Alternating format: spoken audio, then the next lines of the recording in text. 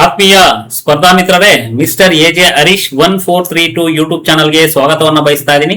ಇನ್ನು ಯಾರೆಲ್ಲ ನನ್ನ ಯೂಟ್ಯೂಬ್ ಚಾನಲ್ ಅನ್ನ ಸಬ್ಸ್ಕ್ರೈಬ್ ಮಾಡ್ಕೊಂಡಿಲ್ಲ, ಸಬ್ಸ್ಕ್ರೈಬ್ ಮಾಡ್ಕೊಳ್ಳಿ, ಹಾಗೆ ಮೇಲೆ ಕಾಣುವ ಬೆಲ್ ಬಟನ್ ಅನ್ನ ಪ್ರೆಸ್ ಮಾಡಿ ಅಂತ ಹೇಳ್ತಾ, ಸ್ಪರ್ಧಾರ್ಥಿಗಳೇ ಈಗಾಗಲೇ ಯಶಸ್ವಿಯಾಗಿ ಮುನ್ನಡೆಸಿಕೊಂಡು ಬರ್ತಾ ಇದ್ದೀನಿ. ಕರ್ನಾಟಕ ಹಿಸ್ಟ್ರಿ ರಿಲೇಟೆಡ್ ಏನು ಚಾಪ್ಟರ್ ವೈಸ್ ಕ್ಲಾಸ್ ಮಾಡ್ತಾ ಇದೀನಿ. ಮತ್ತೆ ಅದರ ರಿಲೇಟೆಡ್ ಏನೆಲ್ಲ MCQ questions previous year IAS ಆಗಿರ್ಬೋದು, KS ಆಗಿರ್ಬೋದು, FDA, SDA, PSI ಎಲ್ಲಾ ಎಕ್ಸಾಮ್ಸ್ ಅಲ್ಲೂ ಏನೆಲ್ಲ ಕ್ವಶನ್ಸ್ ಆಗಿದೆ ಅದನ್ನ ನಾನು ಎಲಾಬ್ರೇಟ್ ಮಾಡ್ಕೊಂಡು ಬರ್ತಾ ಇದೀನಿ. ಈಗಾಗಲೇ ಶಾತವಾಹನರು ಮುಗಿದಿದೆ, ಕರ್ನಾಟಕ ಪ್ರಾಗೈತಿಹಾಸ ಕಾಲ ಮುಗಿದಿದೆ. ಇವತ್ತು ಏನು ಆಲ್ರೆಡಿ ಬನವಾಸಿಯ ಕದಂಬರಲ್ಲಿ ಒಂದು ವಿಡಿಯೋ ಮಾಡಿದ್ದೀನಿ ಸ್ಪರ್ಧಾರ್ಥಿಗಳೇ. ಇವತ್ತು ಕದಂಬರ ರಾಜಕೀಯ ವ್ಯವಸ್ಥೆ ಹೇಗಿತ್ತು ಅನ್ನೋದ್ರ ಬಗ್ಗೆ ನಾವು ಸಂಪೂರ್ಣ ಮಾಹಿತಿ ತಿಳ್ಕೊಂಡು ಆಮೇಲೆ MCQ ಕ್ವಶನ್ ನೋಡೋಣ ಸ್ಪರ್ಧಾರ್ಥಿಗಳೇ. ಮಯೂರವರ್ಮನು ಉನ್ನತ ಶಿಕ್ಷಣಕ್ಕಾಗಿ ತನ್ನ ತಾತ ವೀರಶರ್ಮನೊಂದಿಗೆ ಪಲ್ಲವರ ರಾಜಧಾನಿ ಕಂಚಿಯ ಘಟಿಕಾಸ್ಥಾನದಲ್ಲಿ ಶಿಕ್ಷಣ ಪಡೆಯುತ್ತಾರೆ. ಒಮ್ಮೆ ಈತ ಪಾಲಾರ್ ನದಿಯಲ್ಲಿ ಸ್ನಾನ ಮಾಡುತ್ತಿರುವಾಗ ಪಲ್ಲವ ಸೈನ್ಯ ಇವನ ಮಡಿ ಬಟ್ಟೆಯ ಮೇಲೆ ಹಾದು ಹೋಯಿತು. ಆಗ ಇದನ್ನು ಪ್ರತಿಭಟಿಸಿದ ಮಯೂರ ಶರ್ಮನಿಗೆ ಪಲ್ಲವ ಅರಸ ಶಿವಸ್ಕಂದವರ್ಮನಿಂದ ಅವಮಾನಿತವಾಯಿತು. ನೋಡಿ ಸ್ಪರ್ಧಾರ್ಥಿಗಳೇ, ಯಾವ ರೀತಿ ಇದು ಕದಂಬರ ಏನು ರಾಜವಂಶ ಏನು ಹುಟ್ಟೋದಕ್ಕೆ ಒಂದು ಪುರಾಣದ ಕಥೆ ಇದೆ. ಕಥೆ ಅನ್ನೋದಕ್ಕಿಂತ ಶಾಸನದಲ್ಲಿ ಹೇಳಲಾಗಿದೆ ಸ್ಪರ್ಧಾರ್ಥಿಗಳೇ. ಮಯೂರ ಶರ್ಮನು ಏನ್ ಮಾಡ್ತಾನೆ, ತನ್ನ ತಾತ ವೀರ ಶರ್ಮನೊಂದಿಗೆ ಇವರು ಕಂಚಿ ಅಥವಾ ಕಾಂಚೀಪುರಂ, ಪಲ್ಲವರ ರಾಜಧಾನಿಯಾದ ಕಂಚಿಪುರದಲ್ಲಿ ಒಂದು ಘಟಿಕಾಸ್ಥಾನ ಅಂದ್ರೆ ವಿದ್ಯಾ ಕೇಂದ್ರಕ್ಕೆ ಹೋಗಿರ್ತಾರೆ. ಅಲ್ಲಿ ಏನಕ್ಕೆ ಹೋಗಿರ್ತಾನೆ ಅಂದ್ರೆ ವೇದಾಭ್ಯಾಸ ಮಾಡೋದಕ್ಕೆ, ಸಂಸ್ಕೃತ ಕಲಿಯೋದಕ್ಕೆ, ವಿದ್ಯಾಭ್ಯಾಸವನ್ನ ಮಾಡಿ ಮತ್ತೆ ಮರಳಿ ಬರೋದಕ್ಕೆ ಅಲ್ಲಿ ಹೋಗಿರ್ತಾರೆ. ಅಂದ್ರೆ ಇಂದಿನ ಕಾಲದಲ್ಲಿ ಒಂದು ರಾಜ್ಯದಿಂದ ಇನ್ನೊಂದು ರಾಜ್ಯಕ್ಕೆ ಅಂದ್ರೆ ಪ್ರಮುಖ ವಿದ್ಯಾ ಕೇಂದ್ರಗಳು ಏನಿತ್ತಲ್ವಾ ಅಲ್ಲಿ ಹೋಗಿ ಸ್ಟಡಿ ಮಾಡುವ ವ್ಯವಸ್ಥೆ ಇತ್ತು. ಯಥೇಚ್ಛವಾಗಿ ಬ್ರಾಹ್ಮಣರು ಜಾಸ್ತಿ ಅಲ್ಲಿ ಹೋಗಿ ಏನು ಕಲಿಕೆಯನ್ನ ಕಲಿತು ಬಂದು ಪುನಃ ಇವರು ಬೇರೆ ಅಭ್ಯಾಸವನ್ನ ಮಾಡ್ತಾ ಇದ್ರು ಸ್ಪರ್ಧಾರ್ಥಿಗಳೇ. ಅವರಿಗೆ ಒಳ್ಳೆಯ ರಾಜ್ಯದಲ್ಲಿ ಉನ್ನತ ಗೌರವ ಸಿಗ್ತಾ ಇತ್ತು. ಆ ಒಂದು ಪದ್ಧತಿಯನ್ನ ರೂಢಿಸ್ಕೊಂಡಿರ್ತಾರೆ. ಬಟ್ ಇಲ್ಲಿ ಏನಪ್ಪಾ ಆಗುತ್ತಂದ್ರೆ, ಇವನು ಹೋಗಿರ್ತಾನೆ, ಯಾರು ಮಯೂರವರ್ಮನು ವಿದ್ಯಾಭ್ಯಾಸಕ್ಕಂತ ಹೋಗಿರ್ತಾನೆ. ಹೋಗಿದ್ದಾಗ ಏನ್ ಮಾಡ್ತಾನೆ, ಪಾಲಾರ್ ನದಿ ದಂಡೆ ಮೇಲೆ ಅವನು ಸ್ನಾನ ಮಾಡ್ತಾ ಇರ್ಬೇಕಾದ್ರೆ, ಅವನ ತಾತನೊಂದಿಗೆ ಸ್ನಾನ ಮಾಡ್ತಾ ಇರ್ಬೇಕಾದ್ರೆ ಪಲ್ಲವರ ಸೈನ್ಯವೇನಂದ್ರೆ ಇವರ ಬಟ್ಟೆ ಮೇಲೆ ಹಾದು ಹೋಗುತ್ತೆ. ಇದನ್ನ ಯಾಕೆ ಈ ರೀತಿ ಮಾಡಿದ್ರಿ ಅಂತ ಕೇಳಿದಾಗ ಪಲ್ಲವರ ಅರಸ ಶಿವಸ್ಕಂದ ವರ್ಮನಿಂದ ಇವರು ಏನಂದ್ರೆ ಅವಮಾನಕ್ಕೆ ಒಳಗಾಗ್ತಾರೆ. ಇದನ್ನ ಹರಿತ ಏನ್ ಮಾಡ್ತಾರೆ ಅಂದ್ರೆ ನೋಡಿ, ನಂತರ ಪಲ್ಲವರಿಂದ ಅವಮಾನಿತನಾದ ನಂತರ ಈತ ಬ್ರಾಹ್ಮಣತ್ವ ಅಂದ್ರೆ ಕದಂಬರು ಮೂಲತಃ ಬ್ರಾಹ್ಮಣರಾಗಿರ್ತಾರೆ. ತದನಂತರ ಈ ಇನ್ಸಿಡೆಂಟ್ ಆದ ಮೇಲೆ ಏನಾಗುತ್ತೆ ಅಂದ್ರೆ ಅವನು ಕ್ಷತ್ರಿಯ ವೃತ್ತಿಯನ್ನ ಸ್ವೀಕರಿಸ್ತಾನೆ. ಯಾಕಂದ್ರೆ ಈ ಅವಮಾನವನ್ನ ಸಹಿಸಿಕೊಳ್ಳದೆ ಬ್ರಾಹ್ಮಣತ್ವವನ್ನ ತ್ಯಜಿಸಿ ಕ್ಷತ್ರಿಯ ಧರ್ಮವನ್ನ ಸ್ವೀಕಾರ ಮಾಡ್ತಾನೆ. ಅಲ್ಲಿ ಹೇಳುತ್ತೆ, ಇಲ್ಲಿ ಸೆಂಟೆನ್ಸ್ ಆಗಿದೆ ನೋಡಿ, ದರ್ಬೆಯನ್ನು ಹಿಡಿಯುವ ಕೈ ಖಡ್ಗ ಎತ್ತಿಕೊಂಡಿತು. ಈ ಒಂದು ಇದಕ್ಕೆ ಅವಮಾನಕ್ಕೊಳಗಾದ ನಂತರ ದರ್ಬೆಯನ್ನು ಹಿಡಿಯುವ ಕೈ ಖಡ್ಗ ಎತ್ತಿಕೊಂಡಿತ್ತು ಅಂದ್ರೆ ಬ್ರಾಹ್ಮಣತ್ವವನ್ನ ತ್ಯಜಿಸಿ ಏನ್ ಮಾಡ್ತಾನೆ ಅಂದ್ರೆ ಕ್ಷತ್ರಿಯ ಧರ್ಮವನ್ನ ಸ್ವೀಕಾರ ಮಾಡ್ತಾನೆ. ತದನಂತರ ಇವನೇ ಸ್ವತಃ ರಾಜ್ಯವನ್ನ ಸ್ಥಾಪನೆ ಮಾಡ್ತಾನೆ ಸ್ಪರ್ಧಾರ್ಥಿಗಳೇ. ನೋಡಿ, ಮಯೂರ ಶರ್ಮನು ಮಯೂರ ವರ್ಮನಾದನು. ಇದಾದ ನಂತರ ಇನ್ಸಿಡೆಂಟ್ ಆದ ನಂತರ ಏನ್ ಮಾಡ್ತಾನೆ ಅಂದ್ರೆ ಮಯೂರ ಶರ್ಮ ಇದ್ದವನು ಮಯೂರ ವರ್ಮನಾಗಿ ಬದಲಾಗ್ತಾನೆ, ಅಂದ್ರೆ ಕ್ಷತ್ರಿಯನಾಗ್ತಾನೆ. ಈತನು ಶ್ರೀಶೈಲ ಪರ್ವತ ಪ್ರಾಂತ್ಯಕ್ಕೆ ತೆರಳಿ ಅಲ್ಲಿನ ಗುಡ್ಡಗಾಡು ಪ್ರದೇಶದ ಜನರನ್ನು ಒಗ್ಗೂಡಿಸಿ ಸೈನ್ಯವನ್ನು ಕಟ್ಟಿ ಪಲ್ಲವರ ಗಡಿ ಪ್ರದೇಶವಾದ ಶ್ರೀಶೈಲ ಪ್ರದೇಶವನ್ನು ವಶಪಡಿಸಿಕೊಂಡು ನಂತರ ಪಲ್ಲವರ ಸಾಮಂತರಾದ ಬಾಣರನ್ನು ಸೋಲಿಸಿ ಕಪ್ಪ ಕಾಣಿಕೆಯನ್ನು ಪಡೆದನು. ನೋಡಿ ಸ್ಪರ್ಧಾರ್ಥಿಗಳೇ, ಈ ಇನ್ಸಿಡೆಂಟ್ ಆದ್ಮೇಲೆ ಏನ್ ಮಾಡ್ತಾನೆ, ಅವಮಾನಕ್ಕೊಳಗಾದ ನಂತರ ಸ್ವತಂತ್ರ ರಾಜ್ಯವನ್ನ ಕಟ್ಕೋಬೇಕು ಅನ್ನೋ ಒಂದು ಥಾಟ್ ಅವನ ಮೈಂಡ್ ಅಲ್ಲಿ ಬರುತ್ತೆ. ಅದೇ ಪಲ್ಲವರ ಏನು ಪ್ರಾಂತ್ಯ ಶ್ರೀಶೈಲ ಆಗಿರುತ್ತೆ, ಅಲ್ಲಿನ ಗುಡ್ಡಗಾಡಿನಲ್ಲಿರುವ ಜನರನ್ನ ಒಗ್ಗೂಡಿಸಿ ಅವರಿಗೆ ಎಲ್ಲ ಟ್ರೈನ್ ಅಪ್ ಮಾಡಿ ಏನ್ ಮಾಡ್ತಾನೆ ಅಂದ್ರೆ ಪಲ್ಲವರ ರಾಜ್ಯವಾದ ಶ್ರೀಶೈಲ ಪ್ರದೇಶವನ್ನ ವಶಪಡಿಸ್ಕೊಂಡು ಏನ್ ಮಾಡ್ತಾನೆ ಅಂದ್ರೆ ಪಲ್ಲವರ ಸಾಮಂತರಾದ ಬಾಣರನ್ನು ಸೋಲಿಸಿ ಕಪ್ಪ ಕಾಣಿಕೆಯನ್ನ ಪಡೆದುಕೊಳ್ತಾನೆ. ತದನಂತರ ಮಯೂರವರ್ಮನಿಂದ ಸೋತ ಪಲ್ಲವ ಅರಸ ಅಮರಾವರಣರಿಂದ ಪಶ್ಚಿಮದ ಸಮುದ್ರ ಅಂದ್ರೆ ಪೇಹಾರ ಅಂದ್ರೆ ಪಶ್ಚಿಮ ಸಮುದ್ರ ಪೇಹರ ಈಗಿನ ಮಲಪ್ರಭದವರೆಗೆ ಪ್ರದೇಶವನ್ನು ಬಿಟ್ಟು ಕೊಟ್ಟು ಸ್ವತಂತ್ರ ರಾಜನೆಂದು ಒಪ್ಪಿಕೊಂಡನು. ಅಂದ್ರೆ ಪಲ್ಲವರ ರಾವಣನನ್ನ ಸೋಲಿಸ್ತಾನೆ.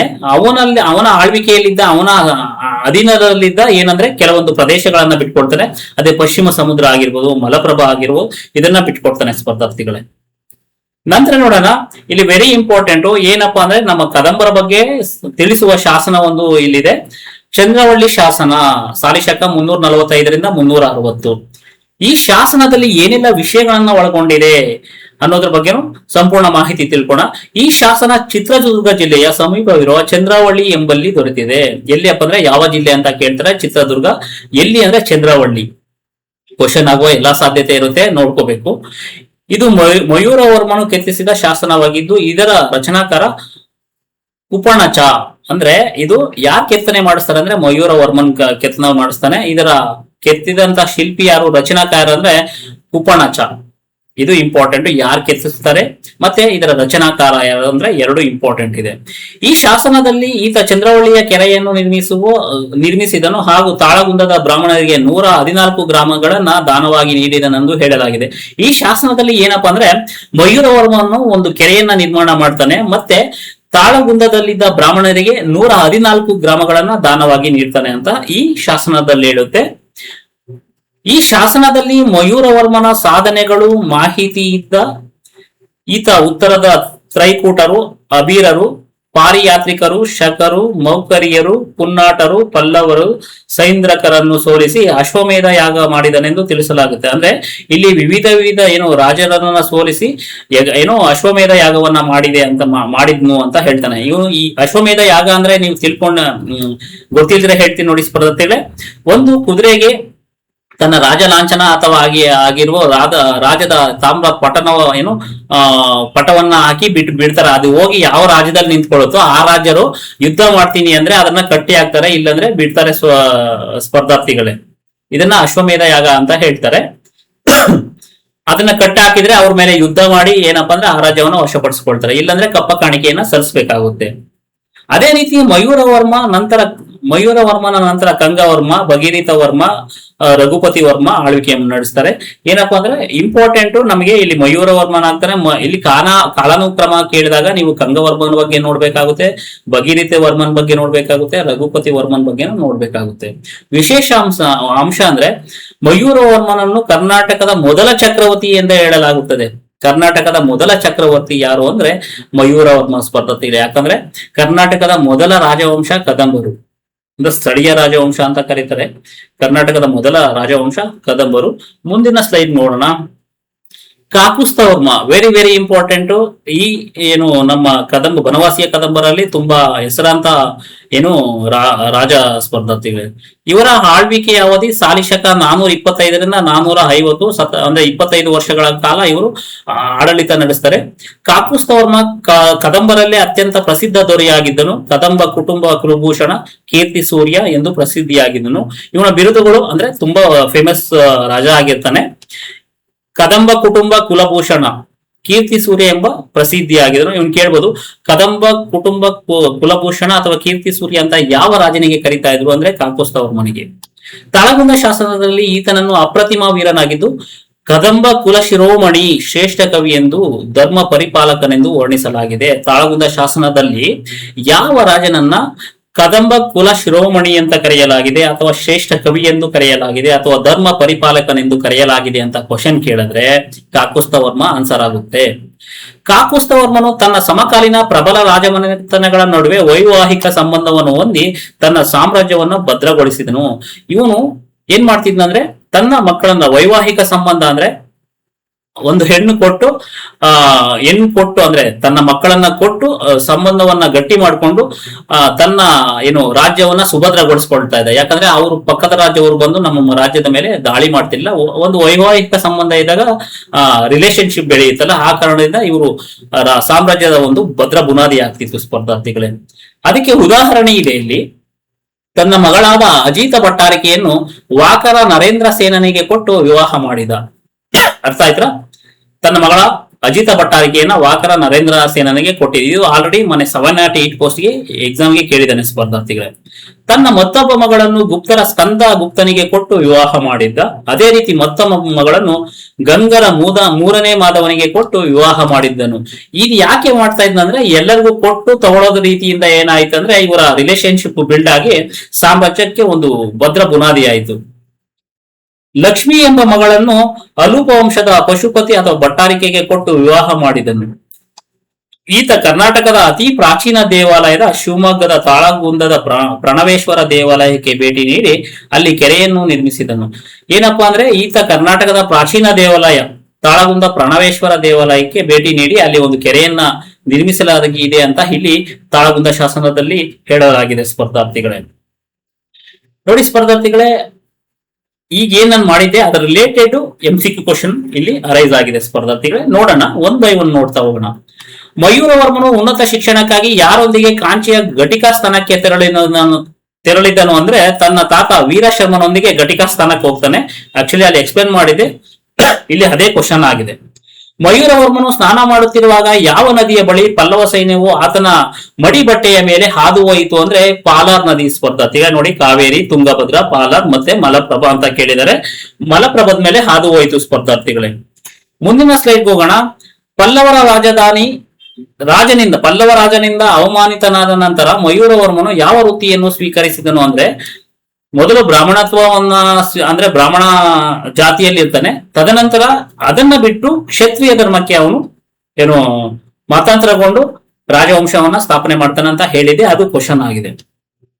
ಪಲ್ಲವರನ್ನು ಎದುರಿಸಲು ಮಯೂರವರ್ಮನು ಆರಂಭದಲ್ಲಿ ಯಾವ ಪ್ರದೇಶದ ಗುಡ್ಡಗಾಡ ಜನರನ್ನು ಒಗ್ಗೂಡಿಸಿ ಸೈನ್ಯವನ್ನು ಕಟ್ಟಿಕೊಂಡನಂದ್ರೆ ಶ್ರೀಶೈಲ ಪರ್ವತ ಪ್ರಾಂತ್ಯ, ಇಲ್ಲಿ ಪ್ರಾಲ್ಯ ಅಂತ ಇದೆ, ಪ್ರಾಂತ್ಯ ಸ್ಪರ್ಧಾರ್ಥಿಗಳೇ, ಇದನ್ನ ನೀವು ಚೇಂಜ್ ಮಾಡ್ಕೊಳ್ಬೇಕಾಗುತ್ತೆ, ಶ್ರೀಶೈಲ ಪರ್ವತ. ಮುಂದಿನ ಸ್ಲೈಡ್ ನೋಡೋಣ. ಮಯೂರವರ್ಮನು ಶ್ರೀಶೈಲ ಪ್ರದೇಶವನ್ನು ವಶಪಡಿಸಿಕೊಂಡ ನಂತರ ಪಲ್ಲವರ ಯಾವ ಸಾಮಂತನನ್ನು ಸೋಲಿಸಿ ಕಪ್ಪ ಕಾಣಿಕೆಯನ್ನ ಪಡೆದವನಂದ್ರೆ ಬಾಣ ವಂಶ ಅಥವಾ ಬಾಣರನ್ನ ಸೋಲಿಸ್ತಾನೆ. ಕದಂಬರ ಕಾಲದ ಪ್ರಸಿದ್ಧ ಚಂದ್ರವಳ್ಳಿ ಶಾಸನವು ಕರ್ನಾಟಕದ ಯಾವ ಜಿಲ್ಲೆಯಲ್ಲಿದೆ ಅಂದ್ರೆ ಚಿತ್ರದುರ್ಗ ಜಿಲ್ಲೆ, ಶಿವಮೊಗ್ಗ, ಚಿತ್ರದುರ್ಗ, ದಾವಣಗೆರೆ ಮತ್ತೆ ಉತ್ತರ ಕನ್ನಡ. ಅದೇ ರೀತಿ ತಾಳಗುಂದ ಬಂದ್ರೆ ನೀವು ಶಿವಮೊಗ್ಗ ಆಗ್ಬೇಕು, ಚಂದ್ರವಳ್ಳಿ ಅಂತ ಬಂದ್ರೆ ಚಿತ್ರದುರ್ಗ ಆಗ್ಬೇಕು ಸ್ಪರ್ಧಾರ್ಥಿಗಳೇ. 7ನೇ ಕ್ವಶನ್ ನೋಡೋಣ. ಚಂದ್ರವಳ್ಳಿ ಶಾಸನವನ್ನು ಕೆತ್ತಿಸಿದ ಕದಂಬ ರಾಜ ಯಾರು ಅಂದ್ರೆ ಮಯೂರವರ್ಮ. ಮಯೂರವರ್ಮನ ಚಂದ್ರವಳ್ಳಿ ಶಾಸನದ ರಚನಾಕಾರ ಅಥವಾ ಲಿಪಿಕಾರ ಯಾರು ಅಂದ್ರೆ ಕುಪಣಚ. ಇಲ್ಲಿ ನೋಡಿ, ಕುಪಣಚ, ರವಿಶರ್ಮ, ಕುಮಾರಸ್ವಾಮಿ, ಕವಿಜಯ ಅಂತ ಇದೆ. ಕುಪಣಚ ಆನ್ಸರು. ಮುಂದಿನ ಸ್ಲೈಡ್ ನೋಡೋಣ. ಕರ್ನಾಟಕದ ಮೊದಲ ಚಕ್ರವರ್ತಿ ಎಂದು ಯಾರನ್ನು ಕರೆಯಲಾಗುತ್ತಂದ್ರೆ ಮಯೂರವರ್ಮನನ್ನು ಕರ್ನಾಟಕದ ಮೊದಲ ಚಕ್ರವರ್ತಿ ಅಥವಾ ಮೊದಲ ರಾಜ ಎಂದು ಕರೆಯಲಾಗುತ್ತದೆ. ಕದಂಬ ವಂಶದಲ್ಲೇ ಅತ್ಯಂತ ಪ್ರಸಿದ್ಧ ದೊರೆಯಾಗಿದ್ದು ಕದಂಬ ಕುಲಭೂಷಣ ಮತ್ತು ಕೀರ್ತಿ ಸೂರ್ಯ ಎಂಬ ಬಿರುದುಗಳನ್ನು ಪಡೆದವರು ಯಾರು ಅಂದ್ರೆ ಕಾಕುಸ್ಥವರ್ಮ. ಅಲ್ಲಿ ಎಲ್ಲ ಏನೆಲ್ಲ ಎಕ್ಸ್ಪ್ಲೇನ್ ಮಾಡಿದೀನಿ ಅದನ್ನ ಏನು ಎಕ್ಸಾಮ್ ಓರಿಯೆಂಟೆಡ್ ಕ್ವಶನ್ಗಳಾಗಿದೆ ಸ್ಪರ್ಧಾರ್ಥಿಗಳೇ. ಮುಂದಿನ ಸ್ಲೈಡು ಕಾಕುಸ್ಥವರ್ಮನ ಬಗ್ಗೆ ಯಾವ ಶಾಸನದಲ್ಲಿ ಆತನನ್ನು ಕದಂಬ ಕುಲಶಿರೋಮಣಿ, ಶ್ರೇಷ್ಠ ಕವಿ ಮತ್ತು ಧರ್ಮ ಪರಿಪಾಲಕ ಎಂದು ವರ್ಣಿಸಲಾಗಿದೆ ಅಂದ್ರೆ ತಾಳಗುಂದ ಶಾಸನ. ತಾಳಗುಂದ ಶಾಸನ ಎಲ್ಲಿ ಕಂಡು ಬರುತ್ತದೆ? ಶಿವಮೊಗ್ಗದಲ್ಲಿ ಕಂಡು ಬರುತ್ತದೆ. ಕಾಕುಸ್ಥವರ್ಮನು ತನ್ನ ಮಗಳಾದ ಅಜಿತ್ ಭಟ್ಟಾರಿಕೆಯನ್ನು ಯಾವ ರಾಜಮನೆತನದ ನರೇಂದ್ರ ಸೇನನಿಗೆ ಕೊಟ್ಟು ವಿವಾಹ ಮಾಡಿದನು ಅಂದ್ರೆ ವಾಕಟಕರ ರಾಜನಿಗೆ ಕೊಟ್ಟು ವಿವಾಹ ಮಾಡಿ ಏನು ತನ್ನ ರಾಜ್ಯಕ್ಕೆ ಒಂದು ಭದ್ರ ಬುನಾದಿಯನ್ನ ಹಾಕೊಳ್ತಾರೆ ಸ್ಪರ್ಧಾರ್ಥಿಗಳೇ. ಅದೇ ರೀತಿ ಮುಂದಿನ ಸ್ಲೈಡ್ ನೋಡೋಣ. ಕರ್ನಾಟಕದ ಅತ್ಯಂತ ಪ್ರಾಚೀನ ದೇವಾಲಯವಾದ ಶಿವಮೊಗ್ಗ ಜಿಲ್ಲೆಯ ತಾಳಗುಂದದ ಪ್ರಣವೇಶ್ವರನ ದೇವಾಲಯಕ್ಕೆ ಭೇಟಿ ನೀಡಿ ಅಲ್ಲಿ ಕೆರೆಯನ್ನು ನಿರ್ಮಿಸಿದ ಕದಂಬ ದೊರೆ ಯಾರು ಅಂದ್ರೆ ಕಾಕುಸ್ಥವರ್ಮ. ನಂತರ ಕಾಕುಸ್ಥವರ್ಮನು ತನ್ನ ಮಗಳು ಲಕ್ಷ್ಮಿಯನ್ನು ಯಾವ ರಾಜವಂಶದ ಪಶುಪತಿ ಅಥವಾ ಭಟ್ಟಾರಿ ಅವರಿಗೆ ಕೊಟ್ಟು ವಿವಾಹ ಮಾಡಿಕೊಟ್ಟನು ಅಂದ್ರೆ ಅಳುಪ ರಾಜರಿಗೆ ಕೊಟ್ಟು ವಿವಾಹ ಮಾಡ್ಕೊಳ್ತೇನೆ. ನೋಡಿ ಸ್ಪರ್ಧಾರ್ಥಿಗಳ ಈ 14 ಕ್ವಶನ್ ಈ ಟಾಪಿಕ್ ಇಂದ ಬಂದಿದೆ. ನೋಡ್ಬೋದು ನೀವೆಲ್ಲ ಏನೆಲ್ಲ ನಾನು ಎಕ್ಸ್ಪ್ಲೇನ್ ಮಾಡ್ತಾ ಇರ್ತೀನಿ, ಪ್ರತಿಯೊಂದನ್ನು ಎಕ್ಸ್ಪ್ಲೇನ್ ಮಾಡಿ ತದನಂತರ ನಿಮಗೆ ಇದ್ ಮಾಡ್ತೀನಿ ಸ್ಪರ್ಧಾರ್ಥಿಗಳೇ. ಪ್ರತಿಯೊಂದು ನಿಮಗೆ ಎಕ್ಸ್ಪ್ಲೇನ್ ಮಾಡ್ತಾ ಹೋಗ್ತಿರ್ತೀನಿ. ಏನೇ ಡೌಟ್ಸ್ ಇದ್ರು ನೀವು ಕರೆ ಮಾಡಬಹುದು, ನನಗೆ ಕರೆ ಮಾಡಿ ಸರ್ ಈ ರೀತಿ ನೀವು ತಪ್ಪು ಹೇಳಿದೀರಾ ಅಥವಾ ಇದನ್ನ ಏನಾದ್ರೂ ಸರಿಪಡಿಸ್ಕೋಬಹುದು, ಇದನ್ನ ಮಾಡಿ ನೀವ್ ಏನ್ ಸಜೆಷನ್ ಕೊಡ್ತೀರೋ ಅದಕ್ಕೆ ನಾನು ಬದ್ಧನಾಗಿರ್ತೀನಿ ಸ್ಪರ್ಧಾರ್ಥಿಗಳ ಅಂತ ಹೇಳ್ತಾ ಇಂದಿನ ವಿಡಿಯೋವನ್ನ ಮುಕ್ತಾಯಗೊಳಿಸ್ತಾ ಇದ್ದೀನಿ. ಎಲ್ಲರಿಗೂ ಧನ್ಯವಾದಗಳು.